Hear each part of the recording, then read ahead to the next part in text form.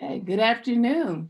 Welcome, welcome, welcome. We are here today. My name is Kimberly Holmes-Ross.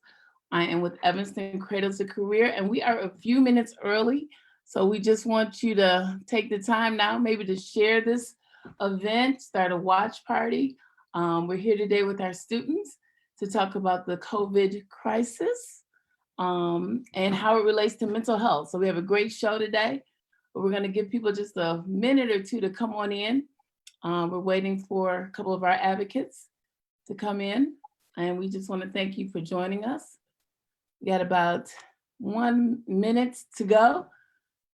Philip, if you're with us, I think you are, baby, turn your camera on, and we're going to get started. Perfect, thank you. Okay. Hey, look, everybody mute. I can see if I can mute you. Okay, thank you. Uh-oh, Philip, I'm going to mute you. Okay, perfect, thank you.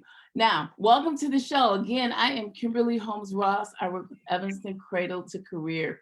We are a partnership organization that works with over 40 other organizations to realize a more fair and equitable Evanston. We know to do our work, we need the community. And we're here today with a really special part of our community, our students. So they're here today to amplify student voice as it relates today to the COVID-19 crisis and to mental health. May is Mental Health Awareness Month. I have on my little green ribbon to represent. So we're talking about mental health and just how important it is all the time, but especially right now, to take care of yourself, to recognize how you feel, and then to do what to do with those feelings. So we have a great show today. And I'm going to encourage you to participate with us as well. We're glad to have you. We appreciate you. So I'm going to introduce everyone. And as I introduce everyone, I really want you just to think about in this moment, how you feel. We're just going to use one word. When you hear the word coronavirus, what do you feel when you hear that? And I know it changes, but in this moment, what do you feel? And I'll start with myself. I feel uneasy. When I hear the word, I feel a little uneasy. So that's my word. I'm gonna go to Devin next. Devin's our 6th grader from Haven. Devin, what's your word?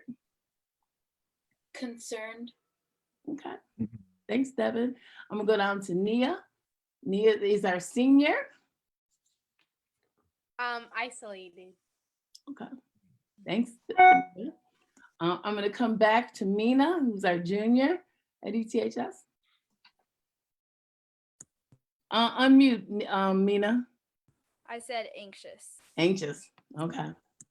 I'm gonna go down to Tiana, who is at King Arts. Tiana, you didn't correct me last week. I said you were at Haven. That's our 8th grader at King Arts. Tiana, what's your word? Annoyed. Okay. And I'm gonna go over to Anna. Anna, tell me what's your word? Anna's a junior at ETHS. I feel exhausted. Well, all these are, I'm feeling all these things at some point in time. And then I'm gonna ask our guest to tell us. We have Demita Cravens here with us. What is your word, Demita? Uncertainty. Uncertainty. Okay. And then I'm gonna toss it to our moderator, our leader. He is our leadership trainer. And before I toss it to him, please type in your words. Tell us what you're feeling as well, and share with us, and share this in this video, and maybe even start a watch party. So, Pastor Dillard, what's your word? My word is adjustments. Yeah, I think that very many things will need to be adjusted following this. So thanks for that. Thank you to everyone for sharing. And we do invite those of you who are watching. So glad that you're here, and appreciate you sharing this post and putting the word out that we're here. We invite you to give us, what is the one word that comes to your mind when you hear coronavirus? We had a couple responses already. We're so glad to have Jerry Hellfan with us again. She said anxious. Anxious is her word as well. And we are also thankful for Nico Ross says his word is productive. So getting a wide range of responses, and we're thankful for that. So excited to have with us Demita Cravens today. Demita is a licensed professional counselor who enjoys working with both youth and adults. She values collaborative therapeutic alliance that is built on trust and willingness to work together to meet treatment goals. She believes that in the importance of listening to her patients, as well as offering both empathy and guidance. And not to mention, Demita is also one of the original advocate for actions in the adult group. And we are so thankful to have her here today. And we're going to throw it over to her. She's going to get us started with a question that will be posed to our students. And I am going to invite Anna Grant Bolton to be prepared to be our first student to answer this question after Demita goes ahead and asks it. Demita, you have the floor. Thank you so much for joining us today. Hi. So I know during this time, especially with the students, it's kind of a bummer to have to be in the house all the time. But sometimes that tends to get us pretty down, and sometimes it can turn into depression. So we have to come up with things to, keep ourselves in that happy place. So I wanted to ask the question, what do you guys do to take care of yourself, to make sure that you have some kind of joy during the week or during the day? Yeah, so for me, what I experience a lot is my mind is always moving, and I get stressed out easily. So for me, what makes me happy is slowing down, and I think I've talked about this before. But some ways that I like to slow down and take care of myself is doing yoga. I don't usually do yoga, but over the past couple of weeks, I've been doing that, and it's really helped me to slow down and be thoughtful and mindful. And I've also been journaling, which I hadn't done before, but that's been really nice for me to kind of go through my thoughts and organize them, as opposed to feeling so overwhelmed. So that's how I've been doing. Wow, very helpful, Anna. Let's go over to Nia. Nia, Demita has asked a question on exactly how is it that you are finding ways to take care of yourself during this time. Yeah, well, I recently started working out with my sister. So we'll pick a couple days out of the week and a few quick exercises to do. And then we'll stretch together. So that's something I've been doing to keep myself productive. And then at night, I usually just like to lay out on the couch and watch TV for a bit and then go to sleep. Sleep is certainly always helpful. Mina, would you like to kind of share with us? And then right behind me, Mina, we'll go to Tiana and see how Tiana is doing it.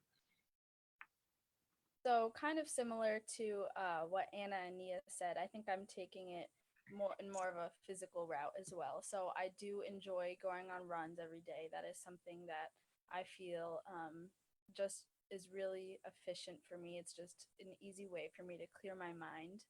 And then I just try and make sure I read every night before I go to bed, because that helps me get a good night's sleep, which I think is good for me. Great. Tiana? Yeah, kind of the same with me, what everybody said. And I like getting up and taking walks in the morning and to see where we're at now and who's all outside and how it's looking outside. And me just dancing, because I can't dance at the moment because of what's going on. So me dancing in the house and stuff and listening to music.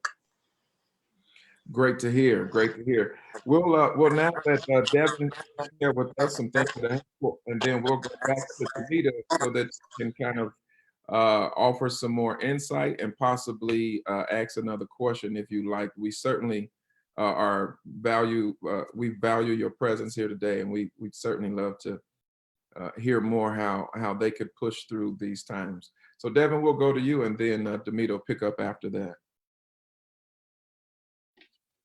What I do, I like to only clean my room, nothing else.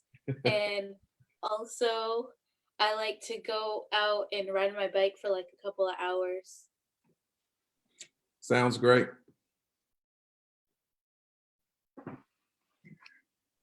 Unfortunately, during this time, anxiety is at its highest for most people, even those of us who may not normally have anxiety. Certainly being quarantined for this long of a time and not knowing what's going on causes anxiety at different levels.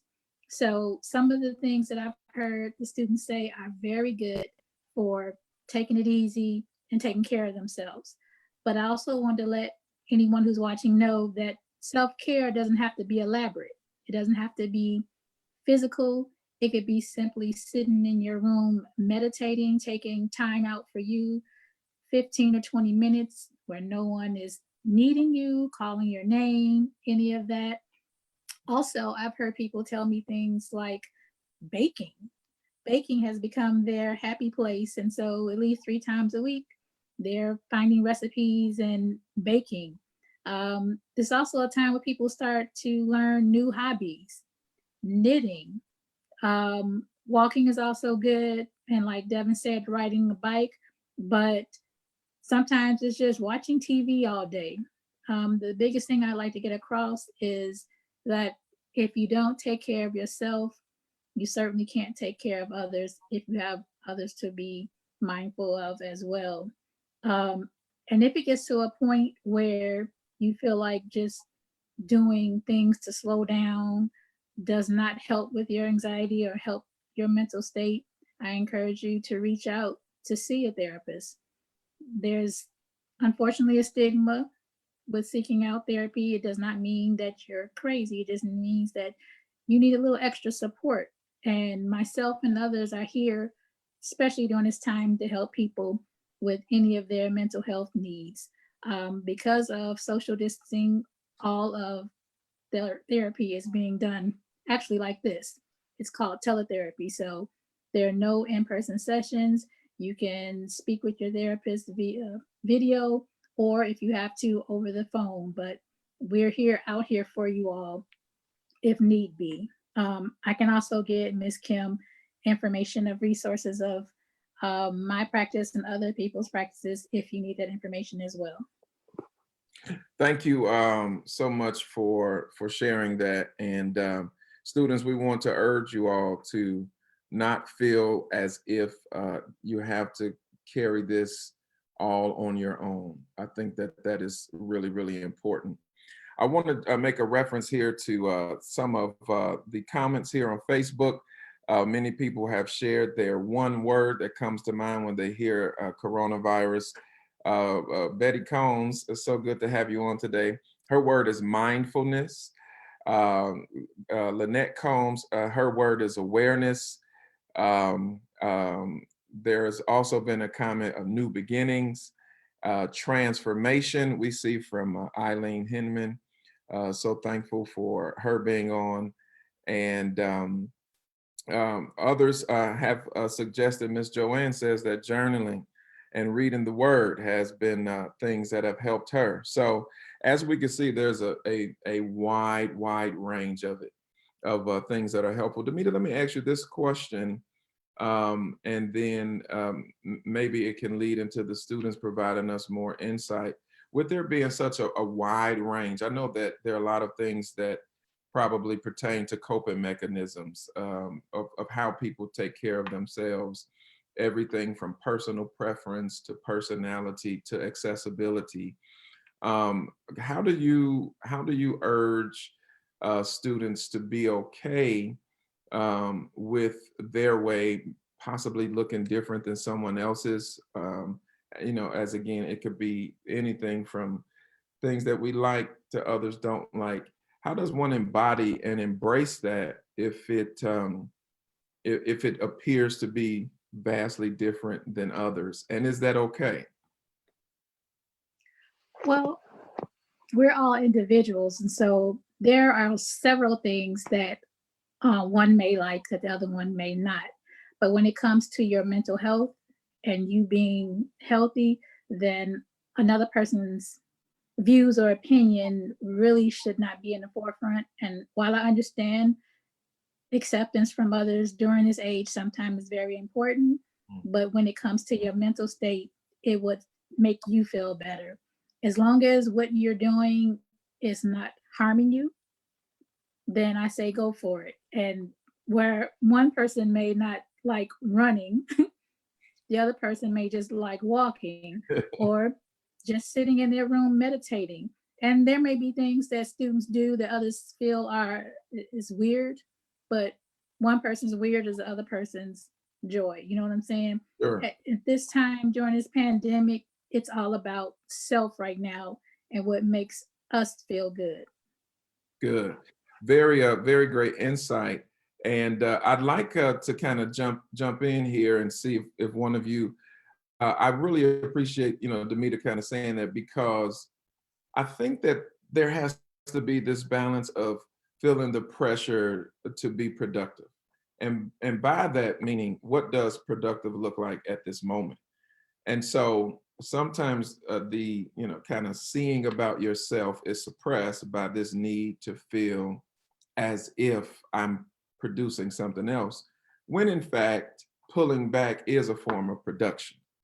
I'll take, I believe, a couple of examples. You know what? I just need to sit and watch TV and kind of decompress in this way. While it may be seen as unproductive, it absolutely may be causing you to be productive, at least from a self-awareness perspective. Any of you like to speak with that? Any of you students, maybe sometimes you feel guilty about some of those ways that you decompress. Kind of share some insight on that, because I could imagine that that could be a struggle as well. It is for adults, let me just tell you that. Nia, you want to take a stab at that? I think you mentioned one of your decompressions is watching television. Is there the pressure like, I shouldn't be sitting here watching TV, I need to get up and do something? Talk to me about that a little bit. Yeah, it's like since we're in e-learning and most of the time we're doing our work on a computer, it's like we're looking at a screen all day, and then I'm going to go and watch TV for a few more hours. So it's like maybe instead of watching TV, I should read, or maybe. Okay, we had Nia drop off in sound, and it doesn't appear that she realizes it. Mina, let me ask you, do you wrestle or struggle with that in any way? Do you have a way that you know is helping you, but something in you is kind of feeling guilty? Yeah, well, I'm really, really glad you mentioned this, because I honestly thought it was only me that was going through it. But absolutely, I think that with the amount of time that is now given to us to, be at home, we don't have, well, one might think that we don't have a lot of other things to do. There, I do kind of place a pressure on myself to get things done, study for my AP test, do this, reach out to this person.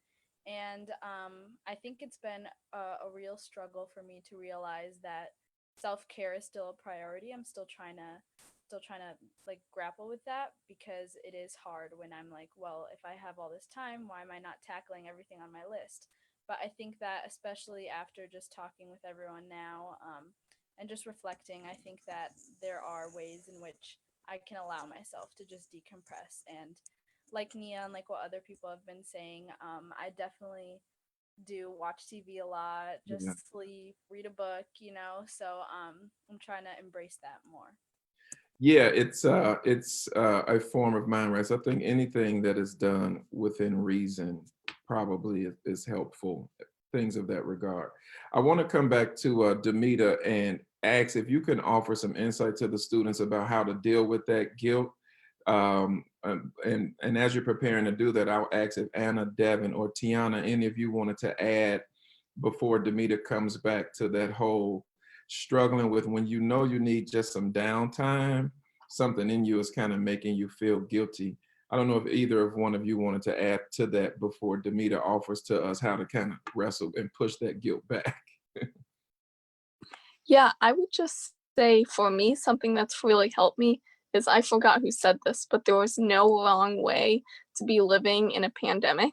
And that's really resonated with me, that we shouldn't feel all this pressure to do things, because this is such a strange and in many cases traumatic time for people, and just taking care of yourself is the top priority. So that's something that has been helping me. Good, good. Thank you for that, Anna. Demita, we'll come back to you. How can students kind of deal with that kind of guilt, that impulsive guilt, when it is very necessary to take time to just decompress and enjoy something and kind of reboot, but something in you is saying, go, go, go, go, go? So it's almost like retraining your brain, because while we're in school, you know, there's a timeline for everything. You know, at this time we're doing this particular class, this time we're supposed to be doing homework, this time we're doing projects, this time we're supposed to be eating dinner, family time. I would encourage people to throw out these structured routines as far as getting work done, because it's an added pressure. So say you tell yourself, I'm going to do these 3 assignments, this extra project. Oh, and by the way, I need to straighten up my room, and there's something downstairs I need to do. You've only gotten through 2 of those things on your list. Now you have anxiety and you're stressed out. I would say don't set your goals so high, or even if you have 5 things on your list, if you get through 2, it's okay. It's an accomplishment. I would say, just like Anna said, we're in a pandemic. Like, where are we going? Who's watching you? Who's checking these things off the list for you? It's all about doing things in your own time that doesn't, you know, give you any more stress or anxiety. While I still encourage you to make sure you do the things you need to do for your education, it still doesn't mean you have to pile things on top of your list as well. Be complacent with the things that you do accomplish. 1 thing a day, 3 things a day. Just don't get yourself set up with this giant list of things that I need to do, because you don't. Thank you for that. And students, both of those of you who are on the panel and those watching, we hope that that is helpful. This is certainly not excusing you from being productive, but it is a call to balance and letting you know that it is okay to decompress. And let me just say this before we transition here to our task force report. Adults feel it too. Social media is telling us that we should come out of this pandemic with 5 new businesses, and all I want to do is take a nap. So am I supposed to start 5 new businesses? I just want to sleep. So trust us, we as adults, we feel it too. But balance it out, take what you need, and know that that is helping you to continue to make it through this. So helpful. Thank you, Demita, for that. And students, you guys have been amazing today. Anna Grant Bolton, one of our student advocates, has proudly been serving on Mayor Haggerty, the mayor of City of Evanston's task force. She is on the call, staying updated every week. Going to give our weekly update. Anna, what's going on with the task force? Yeah, definitely. So to begin, we have some new upsetting community-based statistics on how the coronavirus is impacting different communities different ways. In particular, racial disparities with the coronavirus, we have some new local data on that. So 23% of African-American people who've been tested in Evanston test positive. 39% of the Latinx population who was tested in Evanston test positive, while only 13% of the white population in Evanston who get tested test positive. So as I mentioned last week, when we talk about the coronavirus, being really cognizant about which communities were being impacted the most, and then thinking about how we can address those disparities going forward, I think is huge. An update on our schools is that diplomas will be sent out by mail, and a coordinated pickup will be organized for seniors as well. So as of last Thursday, because all of this information is coming from last Friday's meeting, this past Friday. So last Thursday was the 1-day high in Evanston as of now. So that's 27 new cases. We have not plateaued yet. That's something really important to keep in mind when we talk about flattening the curve. We are not yet on the other side of this, and we need to keep up our precautions.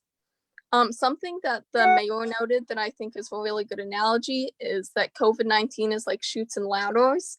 So it's not as if we do super well for a really long time, we're immune to falling back, but we need to continue to sustain the level of precautions that we have in place for a long time in order to fully neutralize the coronavirus in the community. As of now, we have 436 cases in Evanston. There are 1.2 million cases nationwide and 70,000 deaths nationwide. In our community in Evanston, we have 1,000 plus people with orders of isolation. So that means Evanston is contact tracing. That term basically means when they find someone who has tested positive, then they'll find who they contacted with and order them to self-isolate. You must be wearing a mask if you enter local businesses, but it's also really important to be wearing masks just going outside. In general, if you need a mask, you can call 311. And finally, as the theme of this episode is Mental Health Awareness Month, is this month, and the Family Institute is free for teletherapy. So for more information on that, visit their website. That's all I have. Anna, we are so thankful for your diligence and serving on that task force and bringing back pertinent information. Keep pressing forward. We are certainly thankful for this. We just want to acknowledge a few comments. Lynette Combs says, thank you, Demita. I am sure a lot of people need to hear that. And several people have echoed the sentiments of how important balance is in making it through a time like this. So we are, again, tremendously thankful to have had the presence and the wisdom of Demita Cravens. Thank you for the work that you are doing, have done, and will continue to do. To you great students, thank you all for your commitment week to week, and keep forging ahead. Demita, before I give final thoughts and turn it over to Kim, would you like to give us some signing off comments? Really not much more than I've already said, only to please take care of yourself. I know sometimes we don't even realize that we may be getting a little depressed or feeling under the weather. It shows up in different ways. It's not always being balled up in a corner. It's sometimes distancing yourself from people in your house, or getting on a project and always doing something, finding yourself not able to relax. When you find yourself getting out of your comfort zone and doing things you typically don't do, step back, take a breather, and look at what's actually going on around you and just slow it down. Talk to friends. You know, you don't have to just because we're social distancing don't mean we can't talk to people to kind of help us off the ledge sometimes. Thank you. Thank you for those, again, wonderful insights. And I am going to turn it over to Kim. She'll give us some final thoughts. Join us again next Monday, right here at 3 o'clock. We are excited to have with us next week superintendents from both District 65 and 202. And they'll be here engaging the students and giving us some information. Make sure that you join us next week. Last thing, Jerry Hellfan says, I am so impressed with these students, as we all are. Thank you for that, Jerry. Kim, thank you. No, thank you guys. Great show as always. I do want to really go back on the fact that there are resources out here. You can visit our website, which is evanstонc2c.org. You can call 311. I'll go back and list in the event some links you can link to. So if you're feeling like you need someone to talk to, reach out. Reach out. This is May. It is Mental Health Awareness Month. And the theme is be kind to your mind. Be kind to your mind. And there are 5 points. I'm going to read them really quick. So the first one is to pause, breathe, just breathe, simply breathe. The next one is to take a break, step away, whatever you need to do, especially from COVID-19. So turn the news off, comment off social media. It can be very overwhelming. The next one is make time for the things to sleep, to exercise, and to do the things like Demita said, to take you to your happy place. So make the time to do that. And then reach out. We're talking about reaching out to friends, family, or to someone professionally if you feel like you need to talk. And the last one is to seek help. And again, I will list in the event some links you can visit. We hope we see you next week. We're going to have some information moving forward for summer school, for the fall, kind of some maybe projections, and we'll have both superintendents here. So thanks, everybody. Stay safe. Take good care. Thanks.